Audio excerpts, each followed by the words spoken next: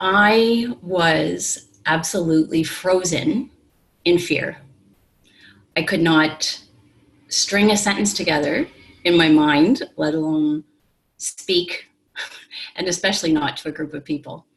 I had agreed to give a talk to a room of 150 people.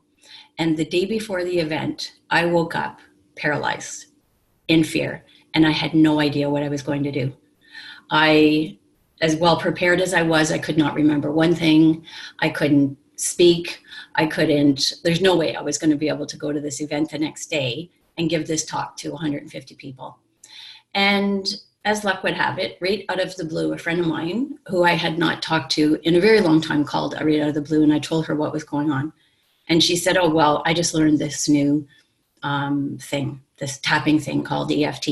So do you want me, she goes, I think it'll help with this. And she's like, do you want me to teach you how to do it? Yes. Like I had no other solution at this point. So she started showing this to me, tapping on the side of your hand, on your face, on your body. And I was like, oh my God, are you kidding me? Like, I'm in so much trouble here and you're bringing this. But she goes, just keep doing it. And slowly but surely, my fear and the paralyzed feeling started to release.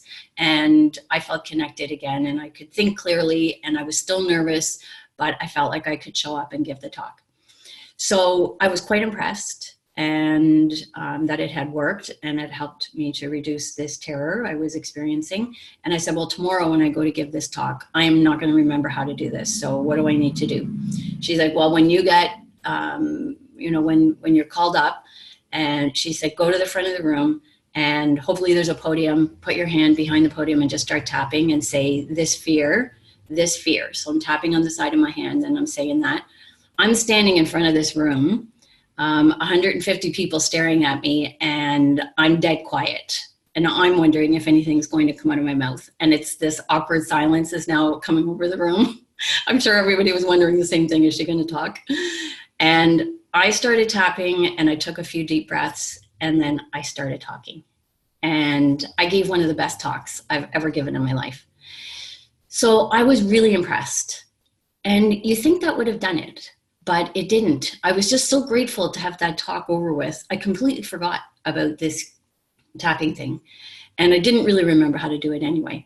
Until months later, I was in a situation where I felt betrayed by somebody. And I was in a rage. And I was in the grips of this intense emotion. And once again, I did not know what I was going to do, because I knew it was consuming me. I knew I had to let it go. I knew there was nothing I could do to change the situation. I really just needed to change my thinking and my perspective on it. And I needed to let it go. And I just didn't know how it wasn't working. My mind just kind of kept grabbing onto it. So I started praying. I was praying like, please just show me the way, help me forgive, help me open up. What do I need to know?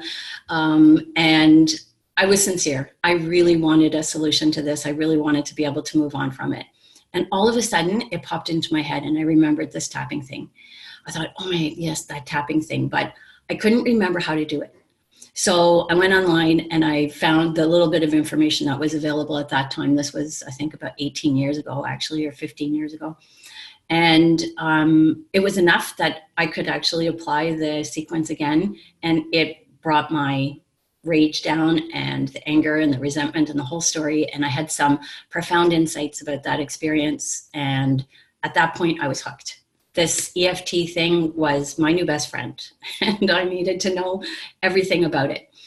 And what I did, because I get a little obsessed with things, especially when I'm passionate about it, I wrote down a list of every unresolved thing I could think of in my life, because I thought, well, if it works on this thing and it worked on that thing, it has got to work on other things. So I just started, like I say, I made a list of all the unresolved things I could think of, and it was a very, very, very long list. And I just started tapping, and I started using this EFT, and I went to some very deep, dark places where really deep emotional pain, trauma from abuse, and really challenging situations that I had experienced in childhood and as an adult. And really every single time I felt lighter, I felt some relief. I felt things shift. I was experiencing a great result with this EFT. So then I started using it with other people, and it was working with them too. So I wanted to know more. In fact, I wanted to know everything there was to know about it. So I signed up and I got certified. I took the course and got certified. I took their advanced course and got certified in that. And then I started working with clients, and I worked with, clients would come to me with any kind of a challenge, and I would use EFT to bring it down. And it happened so quickly, like it just changed things so quickly that immediately people would go to, well, if it worked on that, do you think it would work on this thing? And it would always be some really big thing, like a big, huge trauma or PTSD. So all of a sudden I found myself working with people who had been raped, who had child sexual abuse issues, who were dealing with severe addictions, who had been, attacked and held at gunpoint, who had witnessed somebody committing suicide and couldn't get these thoughts out of their mind. Like, it was big, huge things. And because I had used it to go to this really deep, dark place myself, I knew that I was going to guide people there, and it was going to be great for them. It was going to really help them heal and release this and move on. And in every single case, it did. So when people came to me and they'd say, do you think it would work on this? I would say, I don't know. I have no idea. I have not seen any negative side effects from this, but the best we can do is give it a try and see where we go with it. And I really felt that way every single time I entered into it. And I was always amazed at the results that we got, and so were other people. And so to this day, I continue to use EFT. And it's one of these things, the thing I love really about it is that I can teach it to you, and it's a very easy thing to learn, and then you can use it to heal yourself. I needed that because I knew I had a lot of healing to do, and I would have spent the rest of my life in therapy. And I didn't have the time or the desire to do that. I wanted something when I was upset. I wanted something right there and then on the spot to deal with it. And this is what EFT gave me. It has been such a blessing in my life, and I'm grateful to have learned this and to be able to pass it on and share it with you as well. So welcome to the webinar, and thank you for coming. I'm Michelle Burns. I'm a transformation coach, and I help people really focus on creating what it is they desire for their lives moving forward. And often it's necessary to dig into our history and figure out where the blocks and barriers are and what's causing us to stay stuck. And this is where EFT and a variety of other healing modalities come in. So I, dig into the cause, uproot the cause, neutralize it, transform it, and then help people move forward. And EFT is one of the tools that I use, and it's one that I like teaching to all my clients and sharing with people, because to give them a tool that they can use when they need it. So I want to talk about how EFT works and why it works from the starting perspective of an aligned and empowered person, because this is where it brought me to a place of alignment and empowerment. So when we're aligned, when we're relaxed, when we are feeling calm, when we feel safe, when we feel connected internally, our parasympathetic nervous system is operating. They often call it rest and digest. And the potential to connect with your authentic power is available there. When we're relaxed, when we feel safe, when we feel supported, when we feel tuned in, when we're doing it intentionally, we can become aligned and we can feel very empowered and use our authentic power and our creative potential and our intuition to take steps and move forward. So from the perspective of a small child, I want you to think about it this way. A small child, you will see, young children very aligned. They're connected.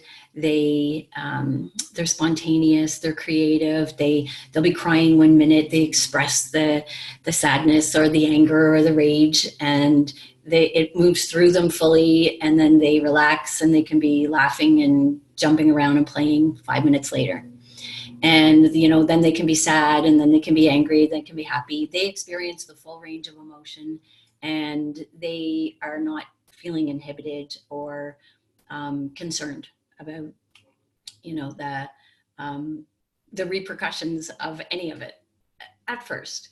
And then, inevitably, we start to program and condition children. This is not to blame anybody or our parents or our own selves as parents. We are all, it's part of our culture, and we were programmed and conditioned to move away from that alignment. We start telling children, well, it's not okay to scream and yell. It's not okay to be angry. Little girls don't get angry. That's not very nice. Don't be talking like that. Don't be expressing that. If you're crying, they'll say, oh, there's, you don't need to be sad about that. Our little boys don't cry, or, boys don't do this, girls don't do that. And we're constantly being taught that it's not okay for us to be who we are, because, the full range of emotion is a very natural expression of who we are.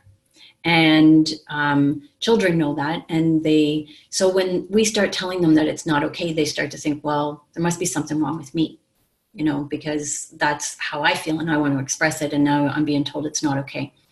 So children want love, attention, connection, belonging, of course. So they start to do things that is going to get their needs met. We learn that very quickly. So especially if there's a situation that's painful, that's a trauma in childhood, or a big event, which I'll explain a bit later, we disconnect from our authentic power. And then we begin to behave in ways that are inconsistent with our truth and our authentic self. And we start to create coping strategies and behaviors and habits and patterns and behaviors that are, we start to create a persona, a self-image, a personality, or an ego that allows us to get our needs met in the world, in some ways healthy, in some ways unhealthy. So there's this aligned, empowered state that we can all come back to at any given time. This is our natural state of being, except that most of us don't experience it. Like about 95% of the time we don't. We're actually in a state of stressed and disconnected. So as soon as, we can be in this aligned state, and as soon as something happens that creates fear, that causes concern, that causes us to question ourselves, we disconnect from that power. We start to experience stress. Our sympathetic nervous system kicks in. That's the fight or flight response. We contract, we shut down, we numb out, and then we start to look for power outside ourselves. And all this is conditioning and programming that happens from the time we're a child until adults and, into the future. And ideally what we'd like to have happen, because none of this is actually a bad thing, but we would like to oscillate, like kids do, go from being aligned and empowered. We have a challenge show up in our life. We experience the stress, we deal with the emotions, we process them, and we come back to being aligned and empowered again. And ultimately, this is what I like to teach people how to do. And this is what I do with people, to have them consistently come back into alignment, by dealing with the challenges that are in front of them, that they're facing, and situations from our past that we're still kind of stuck, that are creating problems for us. So I'll mention the power hungry thing just for a second. When we're disconnected from our authentic power, we start looking outside ourselves for other sources of power. And this is where we start to create, I'll say this is where we become power hungry. We, might create an ego. We may become competitive. We're looking for symbols of power.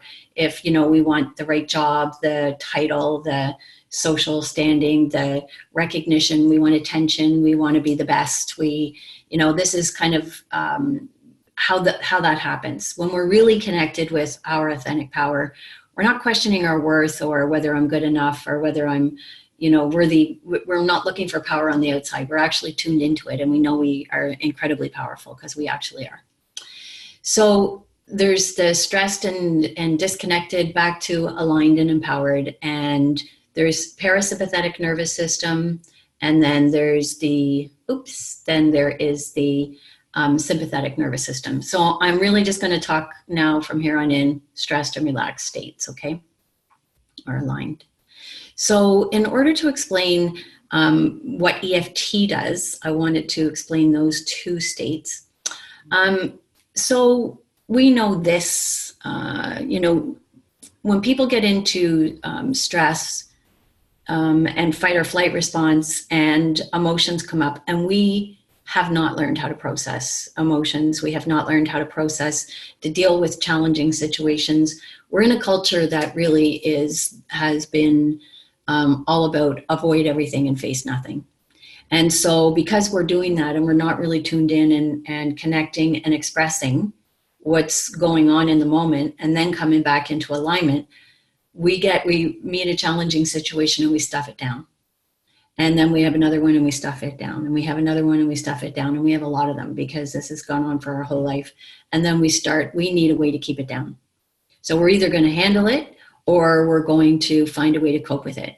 And we have found all kinds of coping strategies, and it has become an addiction epidemic. And, it's food, it's sugar, it's alcohol, it's pills, it's smoke, it's technology, it's gambling, it's shopping, it's sex, it's exercise, it's anything to distract us, anything that causes us to not be available and present with what's going on and with us in the present moment can become an addiction because it's being used to avoid. So, I always tell people the solution, obviously, I mean, this sounds simple, but it's something that you would need to put into practice, is setting an intention to face everything and avoid nothing. And when you start to face things and you actually have tools to help you do that, it can actually become a very empowering and freeing way of moving into your future. Because it doesn't matter how much stuff we have, as long as we commit to processing it and letting it go, we will feel lighter, we will feel more aligned, we'll feel more energized each step of the way. And that was my experience. And I had a lot of situations, a lot of emotions, a lot of limiting beliefs, unhealthy habits, patterns, behaviors that I really seriously had to address. And I've changed a lot. And I know EFT has really, really helped me. And it has helped me to move away from a lot of addictions as well. So, okay, so I want to talk a little bit about the emotions, because we tend to think of emotions as negative and positive. And what I would like you to do today, and maybe from here on in, to just think about them differently. Instead of judging any of them, because we think, oh, well, the negative emotions, anger, guilt, shame, who wants to feel those things? Like, so they're negative, and because we have a judgment about them, we really don't want to have anything to do with them. But what if we took the judgment off all of it? And instead of looking at the emotions as being negative and positive, I like to look at them as being high energy emotions and low energy emotions. So when I'm experiencing peace and joy and love and gratitude and compassion, I'm in a high kind of elevated state. I feel like that. I feel light. I feel alive. I feel more vibrant.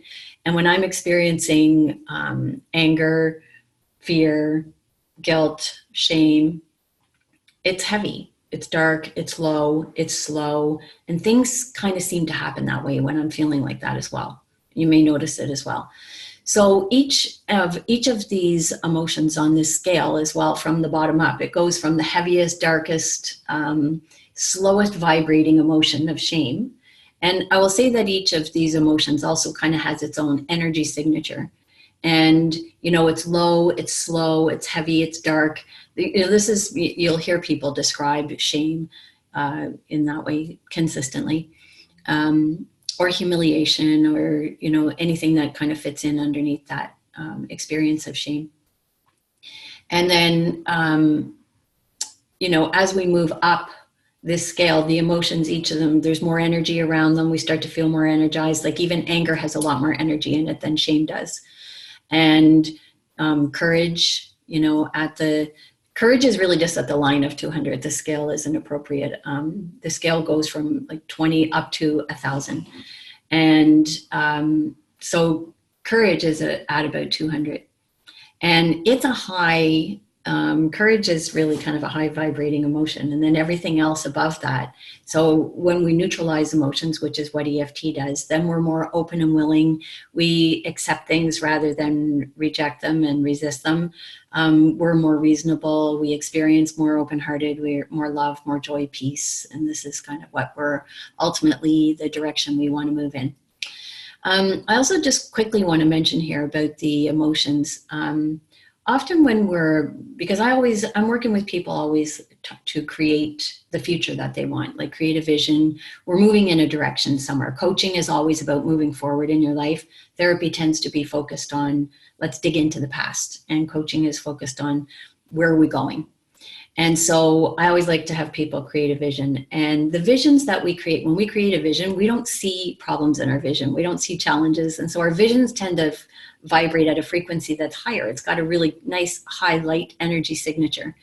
And then where we might be at in our life currently is lower on this scale. So it's, our current situation has a lower energy signature. And so then we wonder why we're having a problem manifesting our vision, or why we can't seem to create that experience in our lives. And it's because we're being weighed down a little bit by unresolved issues. It could be from our past, or it could be something that's happening in the present. And if we have the right tools to start releasing that, it will increase our energy vibration until it's a match with our vision. And then it's a lot easier. In fact, it's almost inevitable that we will manifest that vision once our energy is lined up with the signature of that vision. So I'll talk more about that at another time, but I just wanted to mention for the emotions now. So emotions are high and low. And the other thing I wanted to mention about emotions, so we know, no emotions, because we don't have any judgment about any of them. We're not looking at emotions as good and bad. If we know they're not good and bad and we don't have a judgment, then we're less likely to resist them, because emotions don't cause pain.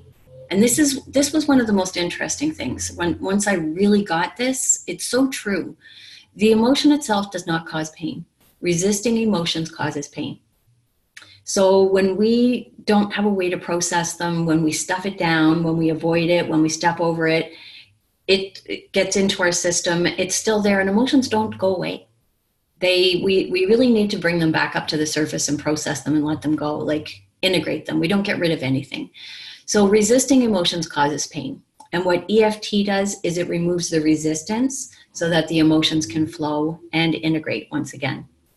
The other way I'll explain EFT is that, when we experience an emotion, so say if the emotion is sadness and we're not feeling comfortable with the sadness. So I would, I think sometimes people go for emotions that they feel more comfortable with. So if they're feeling sad, if they're feeling hurt, they might actually express anger, because they feel it's a little bit more comfortable for them to express anger than to say, I'm really feeling hurt and I'm really feeling sad right now, because that's too close to our heart. So they might express anger instead. And they, we disconnect from the aligned part of us, and we go into sympathetic nervous system starts to operate. So EFT, the tapping sequence I'm going to teach you in a minute, it actually relaxes the entire sympathetic nervous system. And that's how it works. So it takes the stress out of the emotion. It takes the resistance away. The emotion comes to the surface so that you can feel it. And then the emotion just integrates again, because emotions are really just energy in motion. If we allow ourselves to feel the sadness and the hurt, it'll come up, it'll feel kind of intense. It's like a wave. It'll come up, it'll feel kind of intense. And if we just allow ourselves to breathe into it and stay with it, it'll crest, and then it'll move, it'll just integrate, and you'll get an insight about the situation that's often, well, that's interesting. I never really thought about it that way. You may see something from a new perspective, or you might integrate it and, understand something different about it. So EFT, that's how it works. It relaxes the sympathetic nervous system. It allows us to process the emotion, so then we can come back into parasympathetic, rest and digest, which is our aligned and empowered state. So it is a really wonderful tool to have.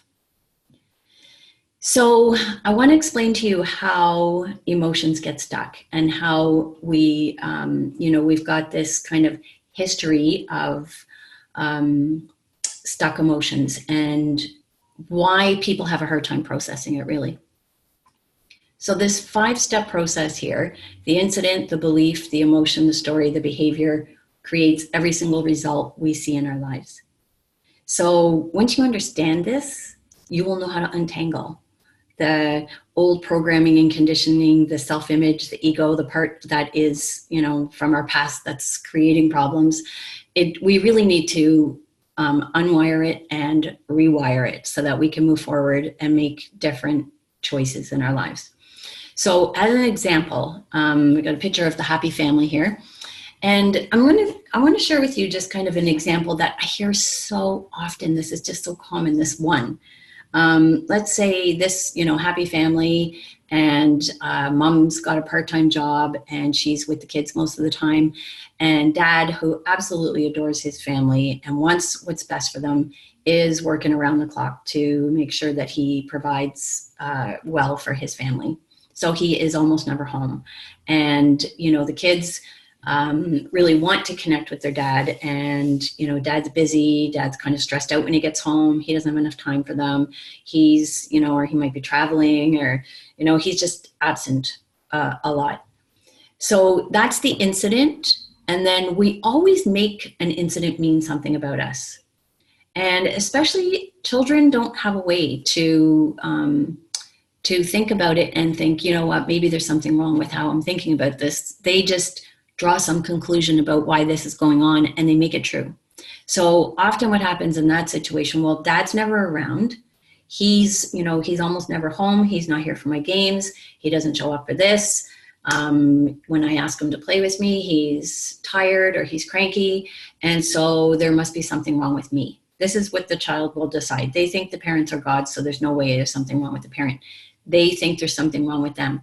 And now they're aligned and authentic self, they have disconnected from that.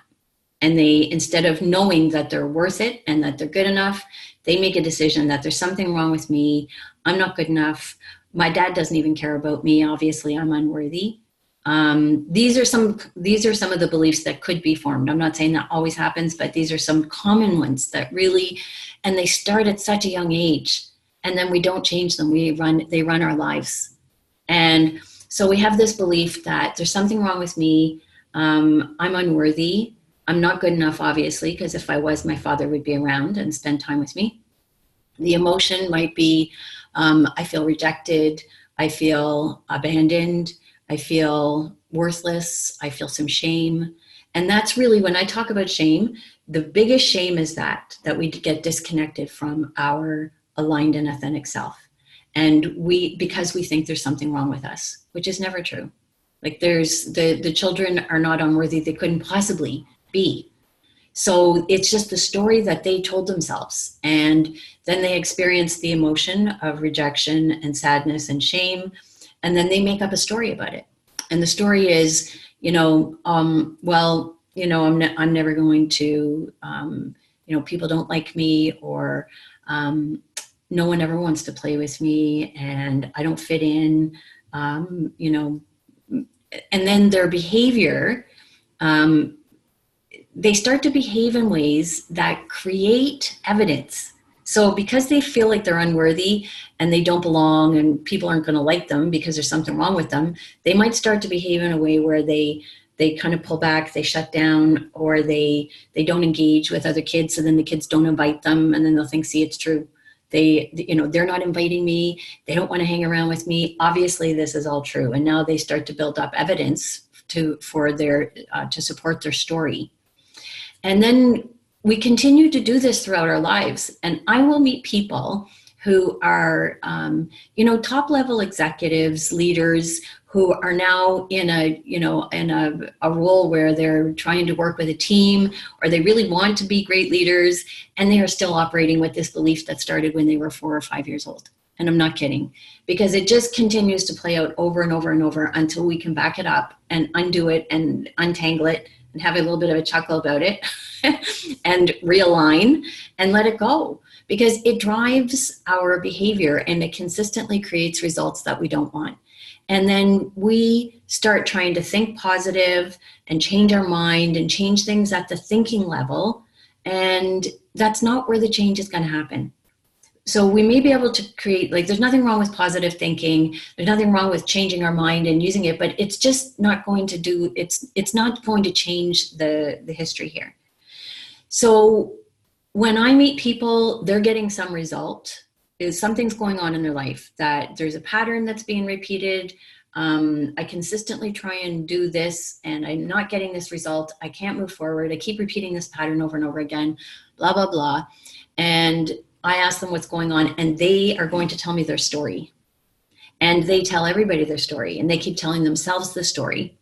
The only thing that's important in this scenario here are the facts and the feelings. The story isn't true, it's made up.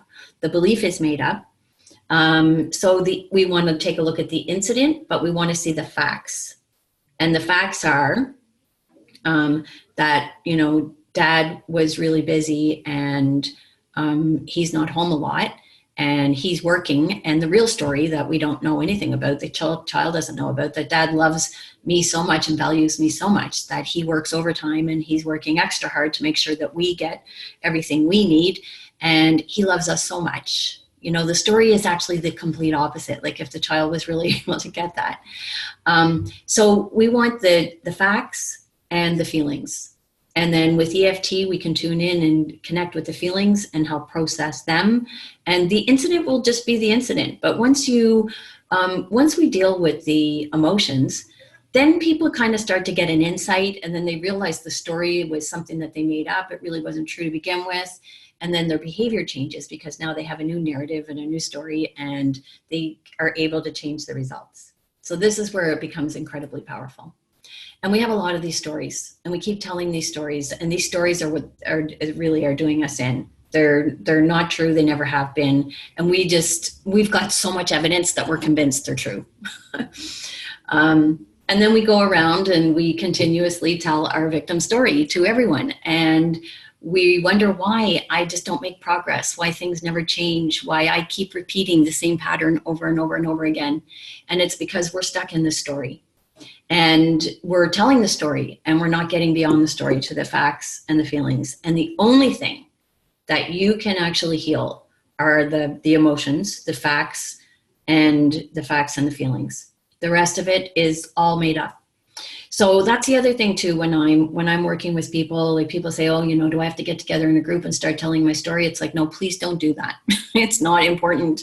I don't want to hear your story. I really seriously just want the facts and the feelings, and then we can quickly process it. Some people really feel the need to keep telling their story, and they stay stuck in it. We really get attached to it. We almost become addicted to our old stories and to the pain and suffering that came with it. And it's true.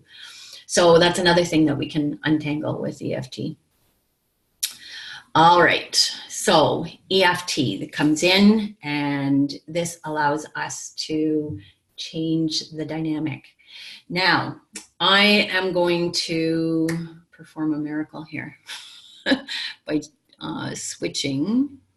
Stop sharing this screen. Hello, everybody.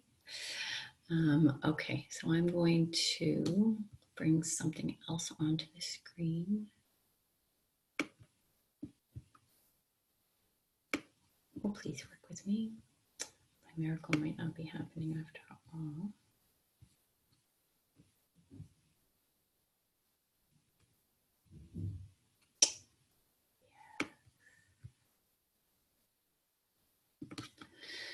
All right, so PowerPoint, let's see.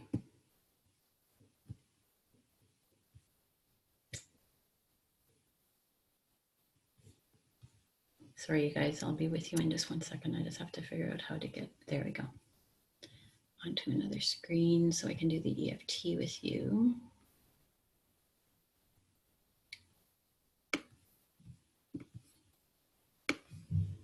I really am going to perform the miracle, but it's just in a roundabout way.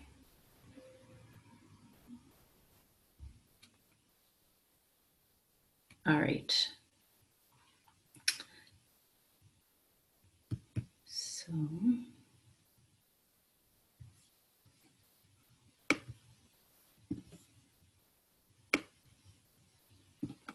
now share screen again.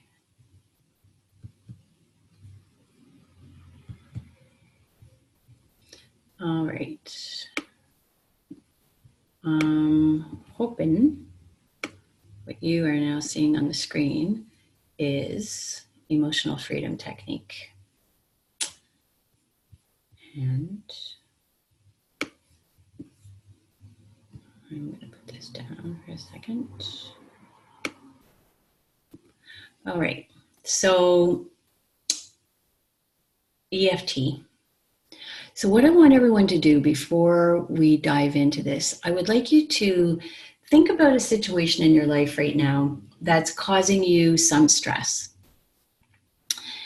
It's probably a good idea for the beginning of this to just pick something that is not a really big trauma, maybe something current, something that's, you know, a deadline that you have, or something that's upsetting you, or it could be just, I'm using the word stress, and I'm going to teach you the EFT protocol to bring down a stress.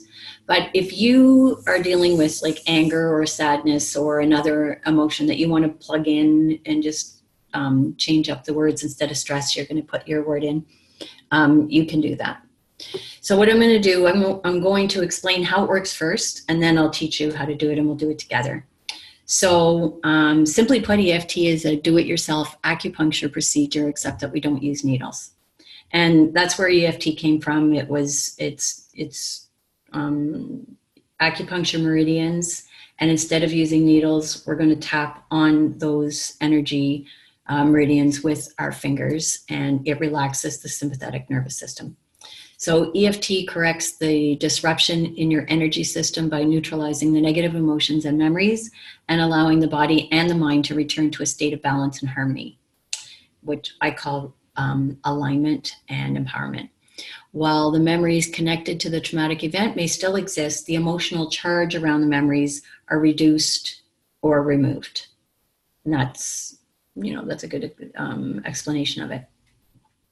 So I'm going to go through this. How many steps do we have in this process? 5 steps. I'll go through this first, and then we'll do it. So the first thing you do is you identify the issue or the emotion. And so you might say, well, I feel stressed about this situation at work or at home or whatever it is. And notice where you feel it in your body. So often we disconnect and we get in our head, so we're not experiencing the feeling in our body. So I like to get people to say it out loud, to say, you know, I feel stressed about this situation. And I'll say, when you say it out loud, where do you feel it in your body? And even if that sounds like an odd thing for you, I'll just invite you to notice as you're talking, like, oh, well, I do feel it in my body. I feel my chest is a little tight. I feel something in my throat. My jaw is clenched. I have a bit of a headache. I feel it in my gut. I feel it in my shoulders, my hips, wherever. So, like, these are common things that people will say. And instead of, I want you to release any judgment about it and be curious, like approach it with like, this stress is in my body. It's like my chest is tight, my solar plexus, I can feel it there. So be curious about it. And then rate the intensity of the issue. So if the stress, I always rate everything on a scale of 1 to 10 or 0 to 10. So with a 0 being there's no stress at all, and a 10 being a really high level of intensity. And we do that to measure our progress as we move along. And then we tap on all the points. I'll show you the tapping points in a minute.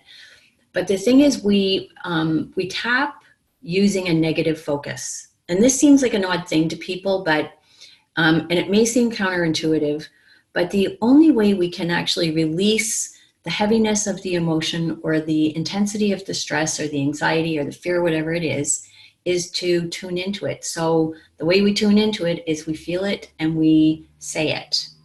And we keep talking about it. And that allows us to feel it. And then we keep tapping and we keep moving, and then all of a sudden it starts getting lighter, and then it gets into our system and it flows. It goes over that wave and it's gone. So we do the tapping points and the negative focus just by simply repeating the phrase. And then we check the intensity level again. And I'm going to do 3 rounds with you on a stress and on an anxiety as well.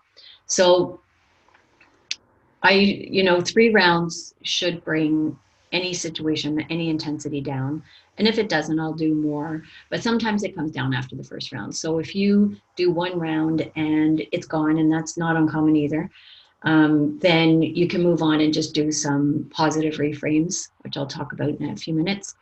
And sometimes I want to mention this because it's not completely uncommon. The first round, sometimes people feel the situation is way more intense than when they started. And the reason why, it's not that it is actually more intense, it's just that suddenly you're feeling it. Where you may have had it shut off before, now you're feeling the intensity of the stress or the sadness or the pain. And so it feels like it's stronger. And so you may rate it higher, and that's fine. After the first round, and then the second round, you may notice it start coming down, and keep tapping until you get it down to 0. That's the idea. And then once we do that, we tap all the points again, and this time we put in a positive focus, and we say positive statements that are aligned and empowered, that put us back into alignment and empowerment. So there is, for each situation that we do, there's a setup phrase. And we tap on the side of our hand. The very, all of the points I'm about to show you, the very top one is called the karate chop point. So if you're right-handed, you're going to tap with your right hand, and you're going to tap on the side of your left hand. So we call it the karate chop point because if you were going to take your hand and karate chop a table, the very point that is going to hit the table is where we're going to tap. So we call this the karate chop point. And every time we're doing a round of EFT, we always start and we do this setup statement. So I've put the words here. So even though I have this, it could be stress, anger, fear, worry, I deeply and completely accept myself. Now, these statements always go like this because remember, it's the resistance that causes the pain and causes the emotion to stay stuck. So by saying I accept it, that I'm willing to accept it, that I love and accept myself, I'm willing to accept the situation, this releases the resistance. And we're tapping and we're relaxing the nervous system, and we're saying it. And this, takes care of a big part of the problem right here as soon as we do this setup. So tapping on the side of your hand, the other spot, we're not going to do it today, but I want to show it to you because just in case in the future, there's a thing called the sore spot. And you can locate it on your chest. If you just kind of poke around, you'll probably find it. For me, it's like right there. And it's actually a lymph drainage point. And if you hit it, it feels like a sore spot. It's a good place to rub. Like you can, instead of tapping on here, you can do that instead, rub the sore spot. So you might hear some people use that with EFT.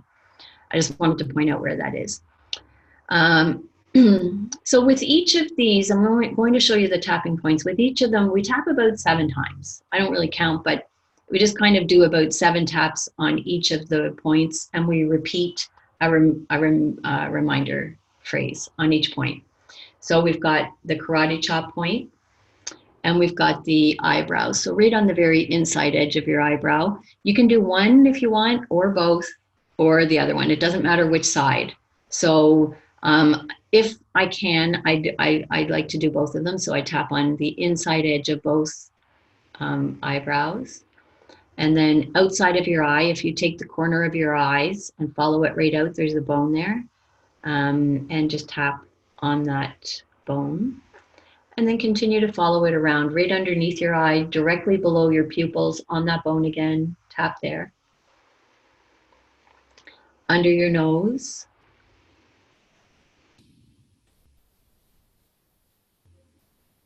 And then your chin. So you're going into the crease of your chin. And then collarbone. So if you follow your collarbone down, there's these 2 little knobby points here, just directly below them. And you can tap on one or both. And then under the arm. So you can go to the armpit and down about 6 inches, right on the side of your body. Just tap there. Now, I'm going to show you then the top of your head is another spot. It's out of order here, but I'll tell you why. I'm going to show you these fingers. Like we sometimes use the fingers, we use a gamut sequence. This is the long, full EFT sequence. I'm putting it in here and I'm going to show it to you because you might use it in the future. But today I'm going to show you a shortened sequence. It works almost every single time and it's a lot easier, it's quicker, it's efficient. So I like it. It's the one I use all the time and I want to show you that one today.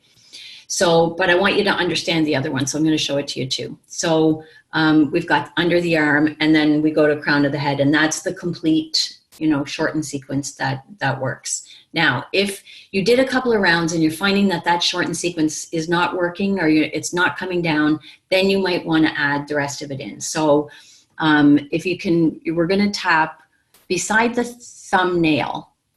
Okay, right on the inside edge, right beside the nail, tap there. And then index finger right beside the nail, middle finger right beside the nail. Let's show you where I'm tapping right beside the nail. We skip the ring finger, I'll tell you why in a minute, and then the baby finger and tap on the inside of the nail. And then the top of your hand, right in between the ring finger and the baby finger, there's a groove there. And if you tap in there, that's called the gamut spot. And that's a really important point. Okay, and then, so that's the gamut spot, and then we got the crown of the head, but I took that out of sequence. So those are all the tapping points that we would use.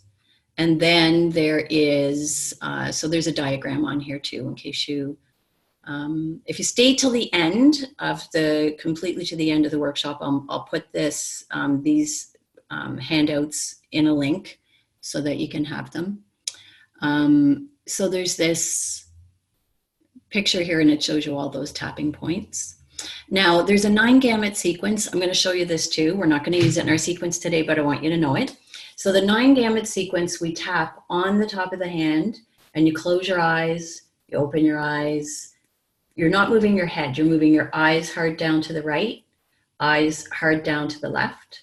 And then you roll your eyes around in a wide circle in one direction and then around in a wide circle in the other direction. And then hum, just a few seconds, like happy birthday. That engages the right side of the brain. And then count to 5, 1, 2, 3, 4, 5. That engages the left side of the brain. And then just take a deep breath and relax. And that's the 9 gamut sequence. All right, so that's, that's all the tapping stuff that we would possibly use. And now we're going to apply this. So the very first thing we're going to do is just clear a situation where we feel stress. So I want you to think about your situation and rate the level of stress that you're feeling.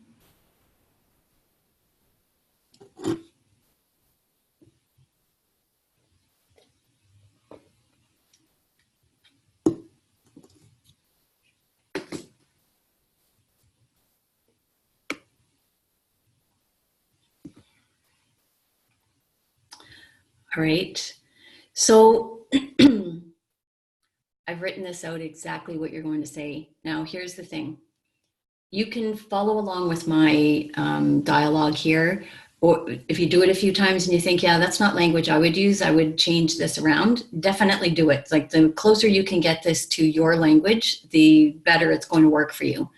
And that's how I did it when I first learned it. Like I'm kind of a stickler for doing everything exactly the way that they tell me how to do it. And then I started to realize, hang on a minute, that language doesn't really work for me.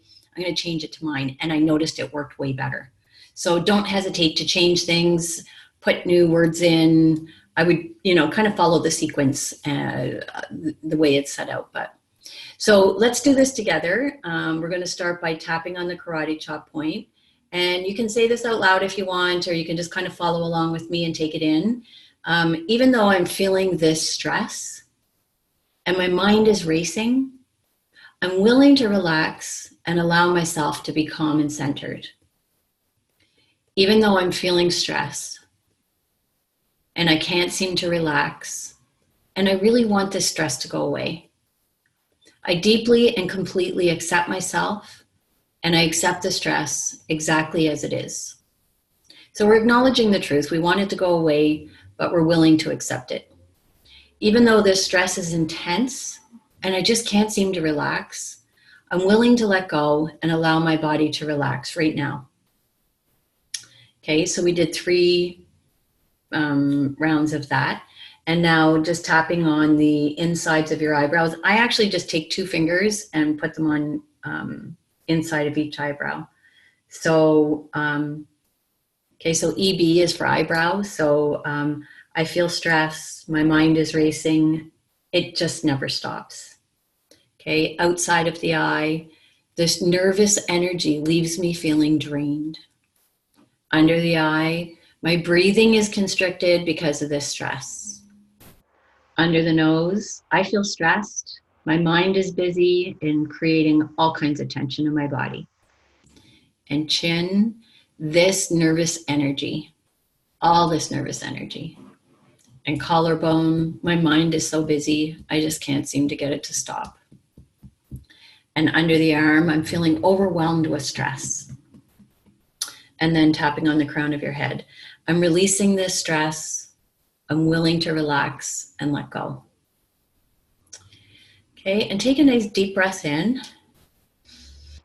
and allow your body to relax.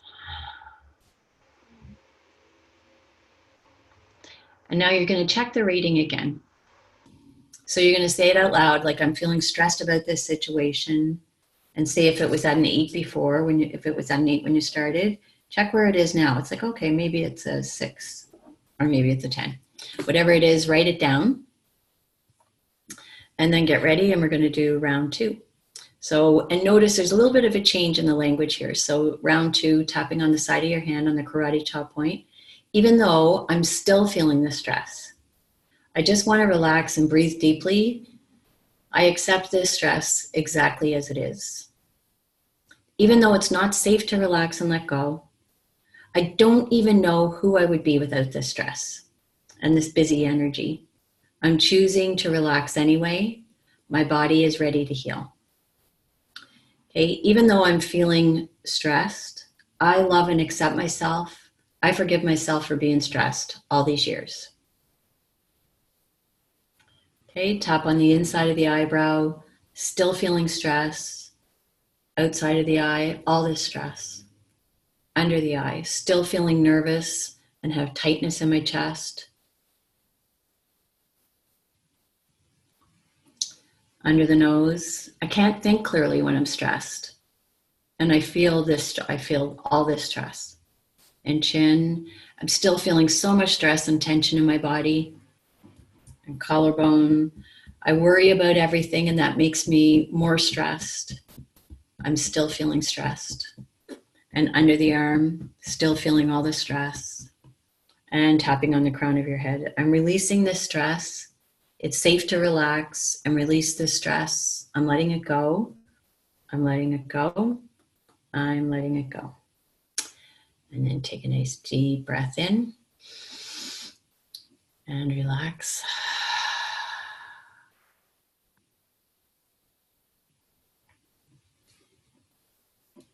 Okay, so just check your rating once again. So maybe you started at an 8 and then it was at a 6 and maybe now it's down to a 4. So let's just keep going and then we do a 3rd round. So 4 is not bad. I wouldn't, if I was doing a session with somebody and they were at a 4 or 5, I would keep going. If you want to get down, like a 2 is not bad. Ideally, you want to get it so that they're, often I'll get people down to the close to the bottom and they'll start laughing. And they'll just say, okay, the whole thing is completely ridiculous, whatever it was they were stressed about. So here's round 3. So tapping on the side of your hand. So even though I have some remaining stress, and that's how the language changes on round 3, I have some remaining stress. I'm choosing to relax and let go. I forgive myself and anyone else who has contributed to this stress. So even though I have some remaining nervous energy and I'm still finding it difficult to breathe deeply, I'm choosing to relax and take slow, deep breaths, allowing my body to relax and heal. Okay, I'm choosing to relax and let go, even though I still have some remaining stress. And then tapping on the inside of your eyebrow, releasing this remaining stress. Outside of the eye, I'm releasing the stress and tension from every cell in my body. Under the eye, I'm releasing this feeling of stress, worry, fear. Under the nose, I'm ready to let go now. It's safe to relax. And chin, I'm releasing this worry and this busy thinking.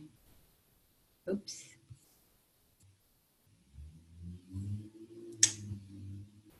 Releasing this tension. It's safe. Okay, releasing this tension. It's safe to let go and feel my feelings. Under the arm, I'm releasing this fear and worry.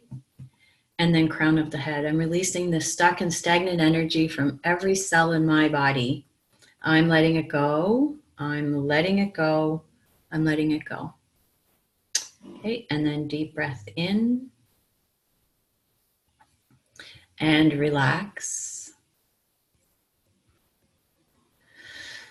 Hey, take a nice deep breath and allow your whole body to relax. And then check in once again and rate where you're at right now. Where's the stress?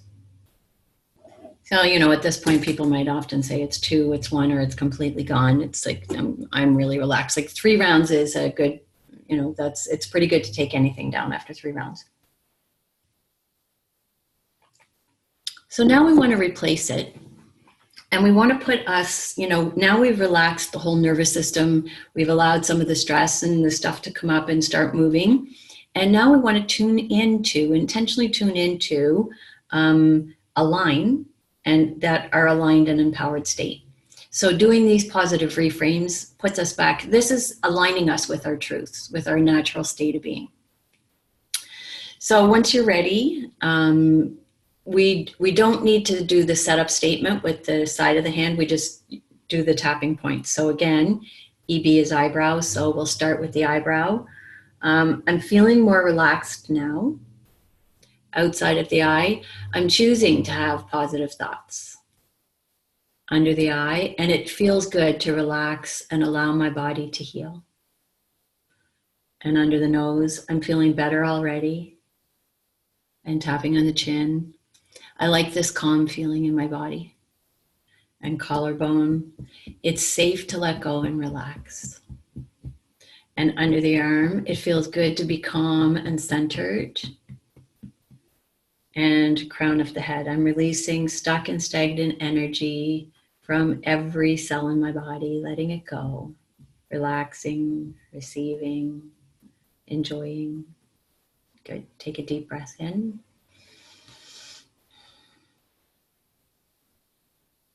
Okay, and we'll just do another round inside of the eyebrow. It's easy to take a deep breath now that I'm relaxed.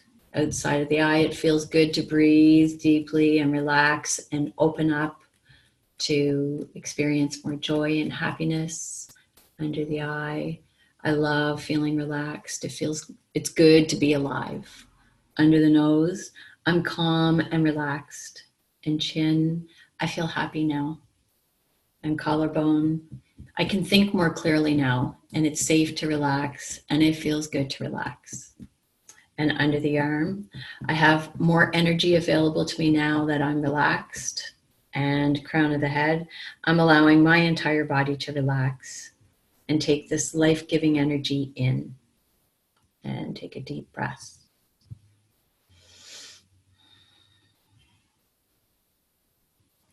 Okay, and just notice how you're feeling now after doing that. And usually people are feeling pretty good. So I'm going to take a moment to just check in with everybody and see if there's any questions. The next sequence I have here, this is on anxiety. Now, I have a lot of people come to me with anxiety and want to learn EFT. So I have created a few different sequences to use with anxiety, and the entire thing is written out here. The script is written out. And it's just kind of the same thing, but it's replacing it, and the language is really kind of more fits with, what somebody experiences when they're feeling really anxious. And this just goes through several rounds and positive reframes. And then there's another anxiety, another round. And then I think there's a whole other, oh no, that's it. Actually, it's just one. But so that's the whole tapping sequence to clear anxiety. And that's a really, really good one. If, for people who experience intense anxiety, for most addictions, I'll just say this, for most people who experience addiction, I want to mention this about anxiety, actually, as we're talking about it. What I've found with anxiety is that it's often a lot of, it's a lot of our unresolved emotional issues, a whole bunch. It's like a variety of intense experiences are all in a big knot. And we're trying to process all of it at once. And it's just like it's frying jamming the nervous system, and it creates that experience of anxiety. So once you start using, like I used to have such intense social anxiety disorder. And as I started using EFT on just all of the stuff and just kind of kept coming up, all of a sudden one day I realized that the anxiety was gone. And I remember the day, actually, because I remember waking up thinking something feels really weird. Like, what is this feeling? Like, am I bored or something? Like, what is it? And I really honestly was just perplexed. I couldn't figure out what was going on. And then I realized it's like, oh my God, that anxious feeling's gone. That anxious feeling had been there my whole life. And I didn't even realize it until it was gone. And so, and now I don't experience anxiety. I mean, I'm not saying it never happens. If something, if there's a really intense experience, then I do once in a while, but not like that. So I do believe you can bring, we can untangle this knot, and, you keep using these sequences, and you become familiar with emotions, and you allow yourself to process them, and you become better at processing them and identifying them. And gradually it reduces the intensity and the anxiety. And almost every single person that comes to me with addictions, I'll ask them, so what happens right before you use? Whatever it is, if it's food, if it's, if they're smoking or they're taking drugs or drinking, whatever it is, I'll say, what happens right before? And they'll tell me they feel anxious. They feel this intense anxiety, and then they need something to stop the uncomfortable pain of anxiety, and they drink, smoke, eat, whatever they're going to do. So learning how to handle anxiety and all of the underlying emotional issues is the best thing you can do if you're dealing with addiction. And I think we all kind of have addictions, even, just almost everybody does have some kind of a thing, even if it's coffee, if it's our cell phones, it's technology, it's we've got some way of distracting ourselves too.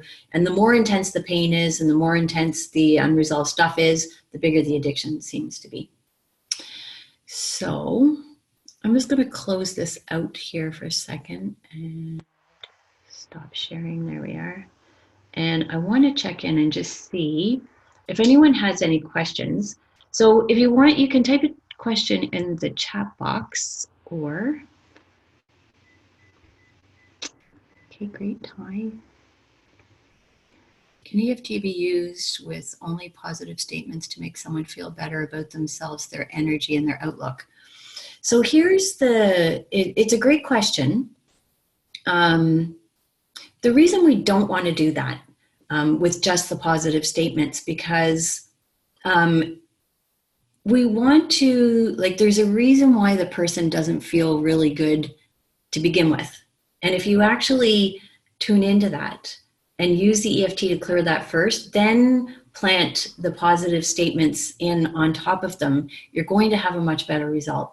I'm not saying it wouldn't work if you just did the positive stuff. I have a feeling it would, just because you're probably clearing a bit of energy. So I always say try it, but ideally, figure out what it is that's causing the person to feel, not have a great outlook, or to not feel so great to begin with, and clear that first. And then you plant the positive.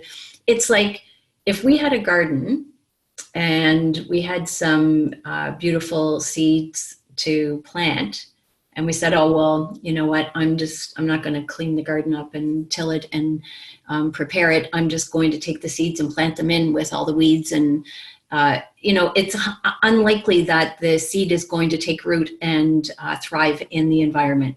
Where if we pulled the roots out, pulled out the weeds and cleaned up the soil and prepared the soil, then we plant the positive suggestion in, it's more likely to take root and flourish. And it's creating the positive environment for it. There's somebody who didn't register. Is it possible to register after the webinar finishes and hear it? Yes, definitely. If you want, if you have somebody else that you would like to share the webinar with, if you send me their email address, I'll send them the link to the recorded session. And I'm probably going to run the webinar once again too. So if you have somebody else, if you want somebody else to take it in, you can do that. I'm going to take everybody off mute for a minute. And if anybody has any questions you want to ask, you can do that. Just a second.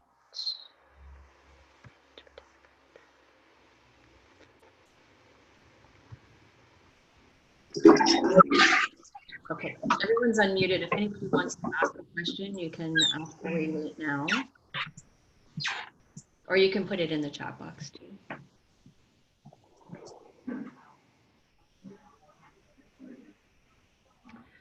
Okay, so the other thing I want to say before I do another thing here, in the, let me just see, and mute all. Okay, so the other thing I wanted to mention, in the handout, I'm going to give it to you. It's going to show that, it'll take you right through that sequence we just did. And all I did was plug in the word stress. You can plug any word in and use that exact same sequence. You can plug in anger, sadness, fear, worry, concern, betrayed, heartache, craving. EFT is really great to reduce cravings. Anything, you can plug it in. The other thing I just want to say too, once you know how to do this, practice it a few times. And then if you're looking for anything, you can go on YouTube and type in EFT for dealing with stress, EFT for managing cravings, EFT for whatever, and you will find somebody has put a video on there for, and you can just tap along with them. So that's a really great resource once you learn how to do it. I would highly recommend you just take it and play around with it yourself for a little while and get really comfortable with it, and then you can start to expand on the many ways that you use it after that. All right. So, just a second.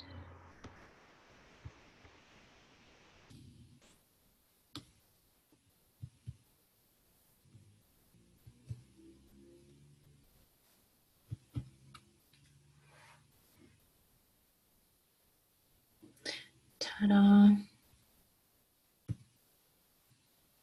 All right, so here's our slides again. So going back to, feeling aligned and empowered, stressed and disconnected, the sympathetic nervous system, fight or flight, coping strategies, learning how to face everything and avoid nothing rather than avoid everything and face nothing, which is what most of us do. This is this here, actually, I just want to mention this. This is from the book called Power versus Force by David Hawkins. And he calls this a scale of consciousness. As we move up this scale and get lighter and lighter, we become more evolved and more conscious. Remember, emotions don't cause pain. Resisting emotions causes pain. And this, about the incident, belief, emotion, story, behavior. We've got our victim story, our EFT. So I want to talk a little bit about this now too, because the thing that people don't understand is that, a lot of us are trying to change our situation by changing our thoughts and thinking more positive. There's nothing wrong with positive thinking. Change your language, be more positive for sure. It does have an impact on us, but it does not go and change your internal programming. It really doesn't. I mean, the only way out is through. And so I would say, you know, for sure, take on, you know, the positive thoughts, but your thoughts, your positive thoughts are not running the show. The subconscious programming, like, you know, with an iceberg, we see what we see on the top is the 10%. The other 97, you know, percent is below. The other 90% is below. And underneath there is all, every single thing that's ever happened to us and all the stories that we've created and all of the beliefs that we've created, the emotions, the stories are held in our subconscious mind. And they are driving our behavior. And that's why it's like, sometimes you'll ask people like, why did you do that? And they'll say, I don't know. It seemed like a good idea at the time, or I don't know what motivated me to do that. Or, you know, they'll seem confused about something. Like I know sometimes like I'll think, why do I keep doing that? Why do I keep getting this result? You know, because a pattern just continues to repeat itself until we expose it, clean it out, and change it. So the good news is that we've got tools. We actually can do that. I want to talk to you about one other tool that I use. So in my coaching practice, I use EFT. I use EFT all the time, but there is another tool that I have learned, and it's called MAP. It means manifesting all possibilities. And so EFT, like once we know we have a stress, a worry, a fear, an emotion, we can use EFT on that specific thing to clear it and neutralize it and move beyond it. MAP, what it does, it allows us to go into the subconscious mind and find the story. And so say if we had an incident where, let me think now. It's like, okay, I keep repeating a pattern. I'm feeling stuck. Well, here's a common one. It's like, it could be, you know, I work with a lot of people with weight loss issues, and they'll say, you know what, I lose the weight, I put it back on, this yo-yo thing back and forth. And I have got this pattern running that it just keeps going. So I'll say, well, how do you feel about it? Right. And we can identify the emotions and neutralize those emotions. But there's a whole story that's underneath. It's in the subconscious mind, right? So the MAP process, what I'll do is I'll say, so the intention now is to change behavior, to lose the weight, and, you know, change my lifestyle. We set a really clear intention, and then we start to tune into our higher consciousness and ask it to go and find everything that's buried in your subconscious mind that is contributing to this unhealthy pattern of losing weight and putting it back on again. That's consistently sabotaging, that's behaving in ways, and you tell it what to go look for, and it will go and find parts, predispositions, habits, patterns, behaviors, everything that is part of that story, and it will bring it into the conscious, into your awareness, and then we can treat it and neutralize it. So, and then we use the EFT to neutralize the emotions, and we use the MAP to change some of the subconscious programming. And then I just, you know, it's like we have a superpower. And then the interesting thing is then, you know, once we've kind of untangled that, now we actually have to change our behavior and move forward. And that's the one thing I want to talk to everybody about, because I think people really beat themselves up because they think, well, I did all this work to do the healing and clear the blocks, but now I'm finding it really difficult to change my behavior and create something new. Of course you are.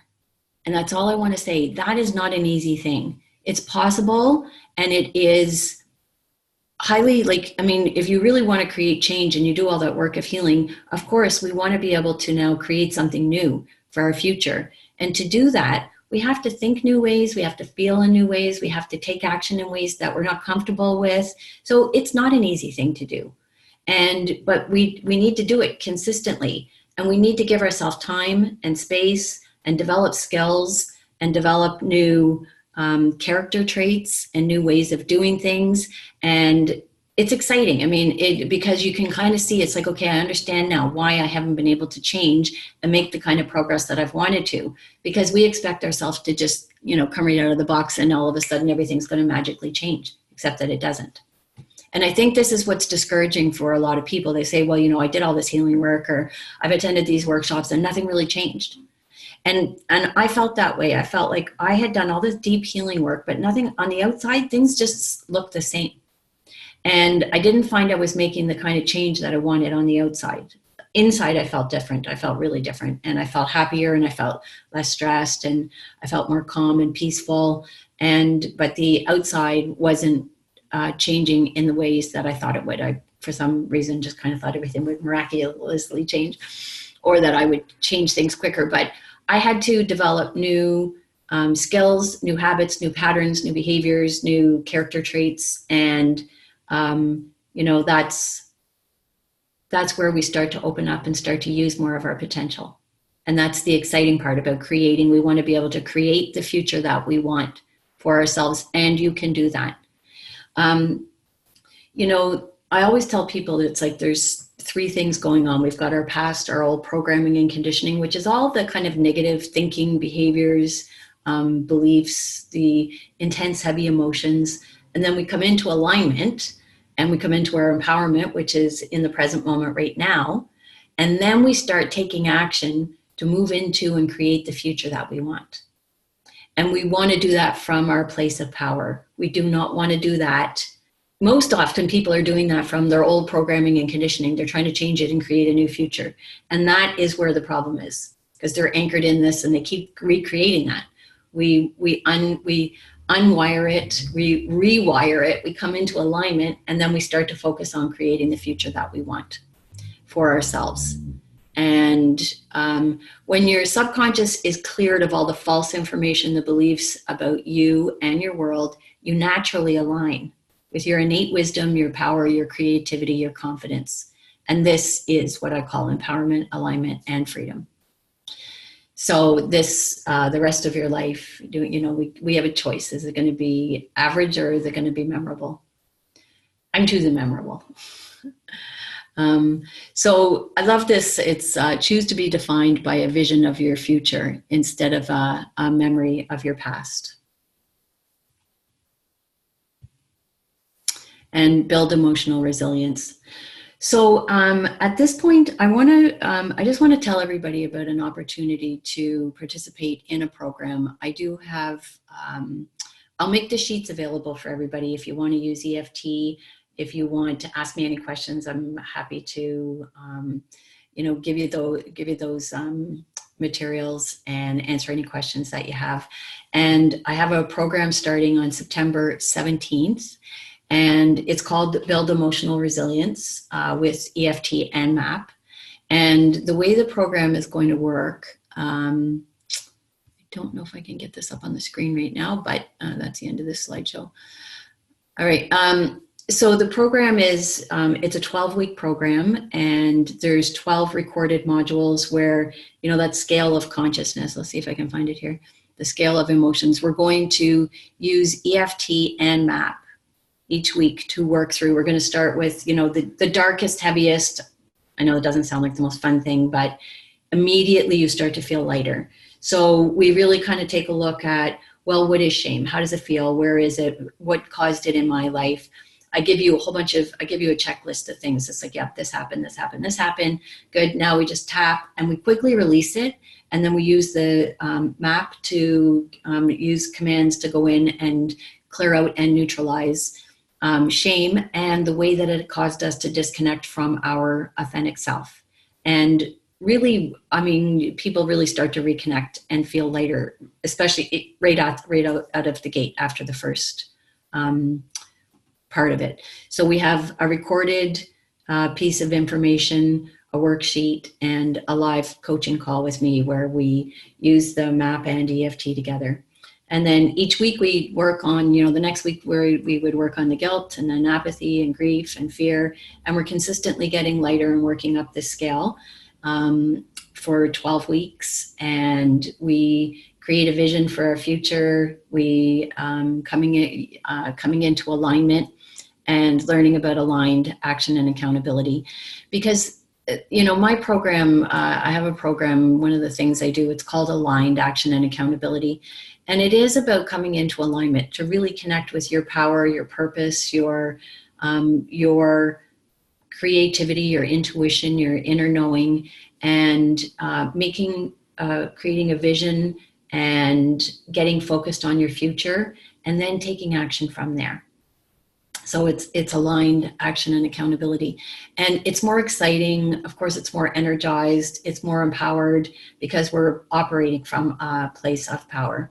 So each step of the way we feel lighter. We understand emotions more. We feel more connected with ourselves. It improves our relationships with other people. We work through, we start using EFT and MAP to clear out blocks and barriers in business and in our personal lives. It really makes our experience of life more rich, more conscious. It improves our relationships. It changes the way that you feel about yourself. You feel like you've arrived and grounded in your own skin, and you feel confident, and you feel more alive. That's really kind of what I feel like it does for people. You really feel more alive. So the program, there's details of the program on my website, which I thought I was going to be able to pull up here, but I don't know how to do it. So I'm going to put the link. I'm going to send everybody the handouts right after the call with the link to the website. And the program, it's a 12-week program. The price on the program is $1,200, and I have it at a 25% discount. And I want you to listen to this carefully. For everybody on this call tonight, you're going to get it for less than half price. So it's if you want to pay one lump sum payment, I think it's on there for $497. So that's less than half price. Or if you want to pay in monthly installments, it's 3 installments of $197. So that's still, under $600 for that whole program. And that offer is only available until midnight tonight. Tomorrow, if you want to decide to sign up, you can still have the 25% discount, but I'm taking the link down. So if this appeals to you, if you really feel like this is something that could make a difference in your life, do not hesitate. I would highly recommend this program to anyone. I know it makes a big, huge difference in people's lives. The EFT alone is a big deal, but combining it with the MAP, it is, like I say, it's like a superpower. So that's, I'm going to leave it at that for now, and I'm going to open up the lines and just see if there's any questions before we finish. If anybody wants to call and talk to me about the program, my phone number is on the emails that were sent out. Don't hesitate to give me a call, send me an email or a text message, and I'll be happy to have a chat with you or answer any questions. Stop sharing. Hello. Okay, so I'm going to unmute everybody and just see if there is any questions.